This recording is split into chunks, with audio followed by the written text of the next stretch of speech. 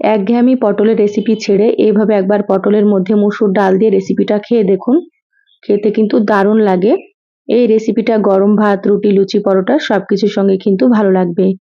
আসসালামু আলাইকুম, সবাই কেমন আছেন? আশা করছি সকলে ভালো আছেন। আবারও একটা নতুন রেসিপি নিয়ে আপনাদের মাঝে চলে আসলাম।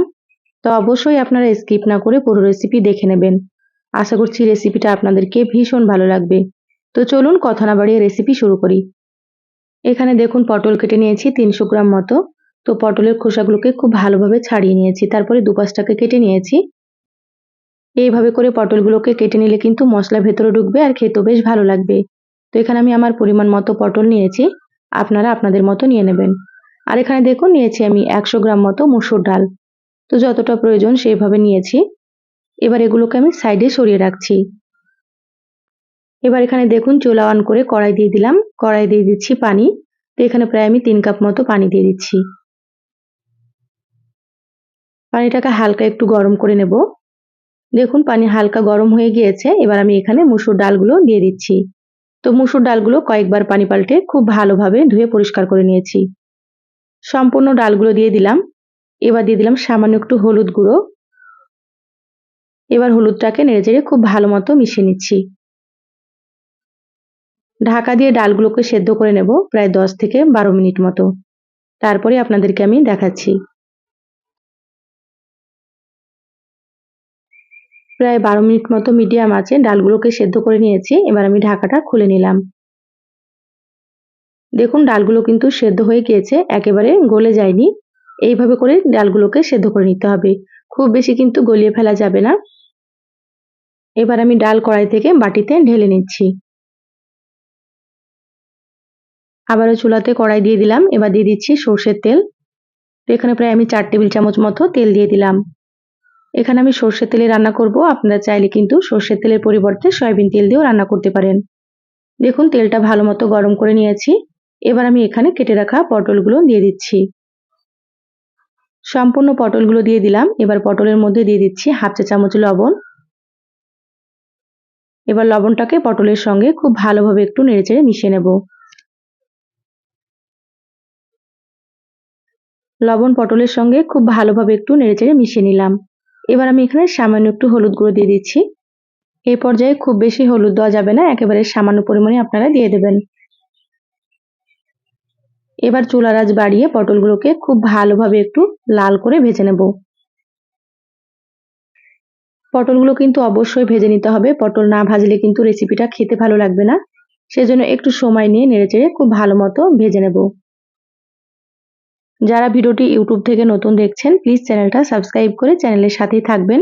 আর যারা ফেসবুক পেজ থেকে ভিডিওটি দেখছেন একটা লাইক দিয়ে পেজটা ফলো করে রাখবেন। তাতে করে আমি যখনই ভিডিও আপলোড করব আপনারা সবার প্রথমে নোটিফিকেশন পেয়ে যাবেন। দেখুন আস্তে আস্তে পটলের কালারটা কিন্তু অনেকটাই চেঞ্জ হয়ে গিয়েছে, আর পটলগুলো কিন্তু ভাজাও হয়ে গিয়েছে। এইভাবেই ভেজে নিতে হবে। এবার আমি পটলগুলোকে প্লেটে তুলে নিচ্ছি।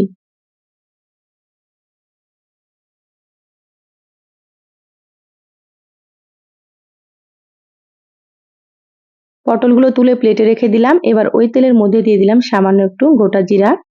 এবার জিরাগুলোকে হালকা একটু ভেজে নেব। এবার এখানে দিয়ে দিচ্ছি পেঁয়াজ কুচি। তো এখানে আমি 2টো পেঁয়াজ কুচি দিয়ে দিলাম। পেঁয়াজের পরিমাণ একটু বেশি দিলে খেতে ভালো লাগবে। এবার নেড়েচেড়ে পেঁয়াজগুলোকেও কিন্তু হালকা একটু ভেজে নেব, খুব বেশি লালচে করব না। আপনারা দেখুন আমি কিভাবে ভেজে নিচ্ছি।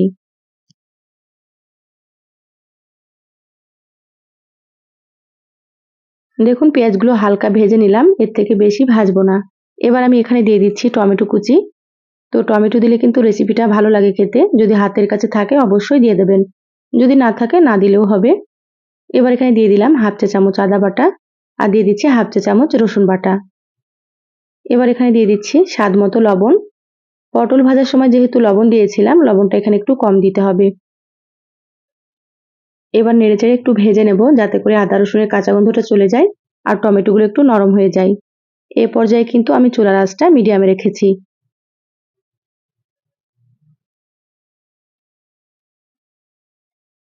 দেখুন খুব ভালো মতো ভেজে নিলাম, প্রায় 3 থেকে 4 মিনিট মতো মিডিয়াম আঁচে। এবার আমি এখানে দিয়ে দিচ্ছি সামান্য একটু হলুদ গুঁড়ো। যেহেতু আগে হলুদ দিয়েছি, হলুদ কিন্তু খুব বেশি দেওয়া যাবে না। এবার দিয়ে দিলাম হাফ চা চামচ জিরা গুঁড়ো, হাফ চা চামচ থেকে একটু কম দিয়ে দিলাম ধনিয়া গুঁড়ো।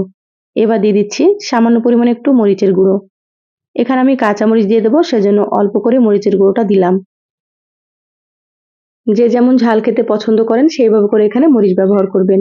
এবার অল্প একটু পানি দিয়ে দিচ্ছি। পানি দিয়ে মশলা কিন্তু খুব ভালোভাবে একটু কষিয়ে নিতে হবে। আর এখানে অবশ্যই একটু পানি দিতে হবে, না হলে কিন্তু শুকনো মশলাগুলো পুড়ে যাবে। খুব ভালোভাবে মশলাটাকে একটু নেড়েচেড়ে মিশিয়ে নিলাম। এবার আমি ঢাকা দিয়ে দিচ্ছি 5 মিনিটের জন্য, তারপরেই ফিরে আসছি। মিডিয়াম আঁচে 5 মিনিট মশলা খুব ভালো মতো কষিয়ে নিলাম। দেখুন মশলা থেকে সুন্দর মতো তেল ছেড়ে দিয়েছে। যত মশলাটা ভালোভাবে কষানো হবে রান্নাটা কিন্তু ততই বেশি ভালো লাগবে খেতে। এবার এখানে দিয়ে দিচ্ছি ভেজে রাখা পটল।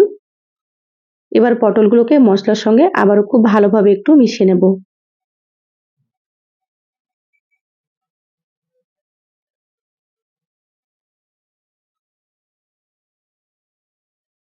পটলগুলো মশলার সঙ্গে খুব ভালোভাবে মিশিয়ে নিলাম। এবার আমি এখানে দিয়ে দিচ্ছি সেদ্ধ করে রাখা মসুর ডাল।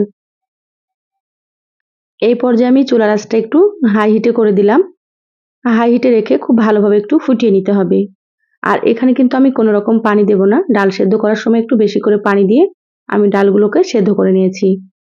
খুব ভালোভাবে একটু নেড়েচেড়ে মিশিয়ে নিলাম। এবার এখানে দিয়ে দিলাম 3টে চেরা কাঁচামরিচ। এবার ঢাকা দিয়ে মিডিয়াম আঁচে 10 থেকে 12 মিনিট মতো রান্না করে নেব। মিডিয়াম আঁচে প্রায় 12 মিনিট মতো আমি রান্না করে নিয়েছি। ঢাকাটা খুলে নিলাম। দেখুন আগের থেকে কিন্তু অনেকটাই ঘন হয়ে গিয়েছে আর ডালগুলো খুব সুন্দর সেদ্ধ হয়ে গিয়েছে। এবার দেখে নেব পটলগুলো সেদ্ধ হয়েছে কি। দেখুন পটলগুলো কিন্তু একেবারে সুন্দর সেদ্ধ হয়ে গিয়েছে। এবার আমি এখানে দিয়ে দিচ্ছি সামান্য একটু লবণ। লবণটা আমি এই পর্যায়ে চেক করে দেখেছি একটু কম ছিল, আবার একটু লবণ দিয়ে দিলাম। আপনারা কিন্তু লবণটা এই পর্যায়ে একটু চেক করে দেখে আবারও লাগলে দিয়ে দেবেন। এবার এখানে দিয়ে দিলাম সামান্য একটু গরম মশলার গুঁড়ো। এই রেসিপিতে রান্নার শেষে গরম মশলার গুঁড়োটা দিলে ফ্লেভারটা কিন্তু খুব ভালো আসে আর রান্নাটা কিন্তু খেতে অনেক বেশি মজা হয়। এবার মশলাটাকে খুব ভালোভাবে একটু নেড়েচেড়ে মিশিয়ে নিচ্ছি।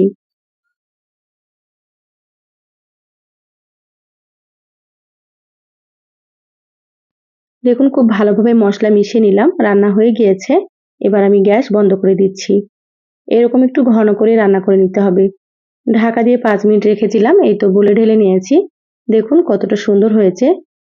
দেখতে যতটা সুন্দর হয়েছে খেতেও কিন্তু ভীষণ টেস্ট হয় এই রেসিপিটা। তা আপনারা একবার হলেও রান্না করে খেয়ে দেখবেন। এই সহজ রেসিপিটা কেমন লাগলো চ্যানেলের কমেন্ট বক্সে কমেন্ট করে জানাবেন। ভালো লাগলে একটা লাইক দিয়ে যতটা সম্ভব ভিডিওটা আপনারা শেয়ার করে দিবেন।